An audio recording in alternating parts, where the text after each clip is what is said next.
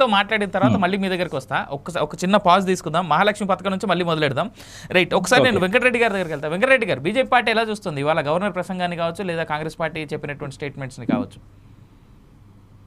ఈరోజు కాంగ్రెస్ ప్రభుత్వం తీసుకొచ్చిన ఏదైతే బడ్జెట్ ప్రసంగం ఉందో అంతా కూడా తప్పుల తడక. వాళ్ళు చెప్పిన హామీలు కానీ, రుణమాఫీ కానీ ఏవి కూడా, ఇన్ని వాగ్దానాలు కూడా, ఇవన్నీ కూడా ఏవి అమలు కాకుండా అమలు అవుతున్నాయి, అమలు అయినాయి అని చెప్తా ఉన్నారు. అన్ని అబద్ధాలు, అసత్యాలు, అర్ధసత్యాలు ఇవన్నీ కూడా.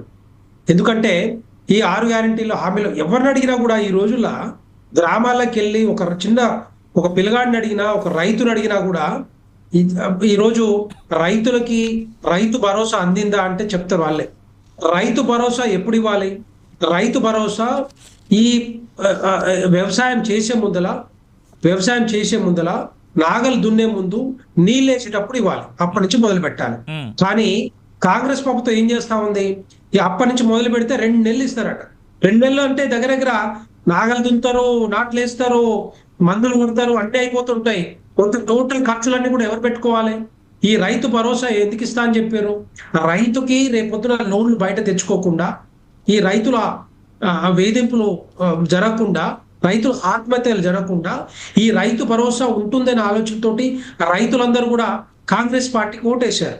కానీ ఇప్పుడు ఏం చేస్తున్నాడు, రైతులను పట్టించుకోకుండా టోటల్ గా ఓట్లు ఇంటికి వచ్చేదాకా వాళ్ళు రైతు భరోసా ఇస్తారట. అంటే 2 నెలలు ఇస్తారా? ఒక్కసారి 2 సార్లు టకా ఇచ్చి పడేయాలి. కానీ మొత్తం కూడా ఇదంతా కూడా దగా ప్రభుత్వంలా కనబడతా ఉంది. దీన్ని చేతగాని ప్రభుత్వంలా కనబడతా ఉంది. ఇది చేయలేరు నాకు తెలుసు. ఎందుకంటే వీళ్ళ దగ్గర డబ్బులు లేవు, ఆర్థిక స్థితి బాగలేదు.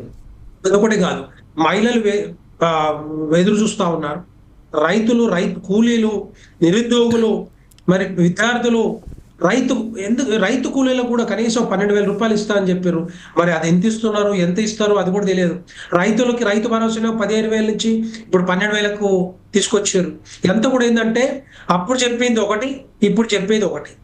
రుణమాఫీ కూడా దగ్గర 31,000 కోట్ల రూపాయలు ఖర్చు అవుతాయని చెప్పి ఇప్పుడు మళ్ళీ 18,000 కోట్ల రూపాయలు ఖర్చు పెట్టి ఇంకా దగ్గర ఇంకో 20 లక్షల మంది రైతులకి రుణమాఫీ కాలేదు.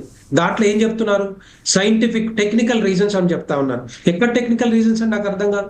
రైతు రుణం తీసుకునేటప్పుడు లేని టెక్నికల్ రీజన్స్ ఇప్పుడు ఎట్లా వచ్చినాయి? ఇప్పుడు ఎక్కడి నుంచి వచ్చినాయి? ఇంకా వీళ్ళు పెట్టిన టెక్నికల్ రీజన్స్. అప్పుడు Aadhaar card, passbook, bank account ఇవన్నీ వెరిఫై చేసుకున్న తర్వాత రుణమాఫీ చేయాలి కదా, రుణం ఇచ్చారు కదా. మరి ఇప్పుడు ఎందుకు వచ్చింది? ఇవన్నీ ఏంటంటే చిన్నపిల్లల్లాగా రోజుకో మాట చెప్పుకుంటూ, తూటకో మాట చెప్పుకుంటూ టైం పాస్ చేసే రాజకీయాలు ఈరోజు కాంగ్రెస్ ప్రభుత్వం చేస్తా ఉంది. ఇది ఎవ్వరు కూడా పట్టించుకోరు. ఈరోజు వచ్చిన వ్యతిరేకత తెలంగాణ ప్రజలకి ఎప్పుడు రాలే. ఈ 15 నెలల కాలంలో ఇంత వ్యతిరేకత వస్తుందా? అంటే ఏం చేస్తున్నారు వీళ్ళు? ఇంతమంది మంత్రులు ఉంటారు, కేబినెట్ ఉంటది, ఏం చేయలేకపోతున్నారంటే డెఫినెట్ గా ఇదంతా కూడా ఫెయిల్యూర్ ప్రభుత్వం.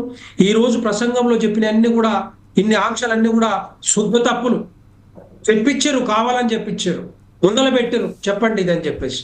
ఈ విధంగా తెలంగాణ ప్రజలను మోసం చేస్తున్నారంటే దాంతో పాటుగా మన బీజేపీ ప్రభుత్వాన్ని, కేంద్ర ప్రభుత్వాన్ని, తర్వాత ఇక్కడ ఉన్న మంత్రుల్ని వాళ్ళని టార్గెట్ చేసుకుంటూ టైం పాస్ చేస్తున్నారు తప్పితే ఇక్కడ ఏమి చేయట్లేరు.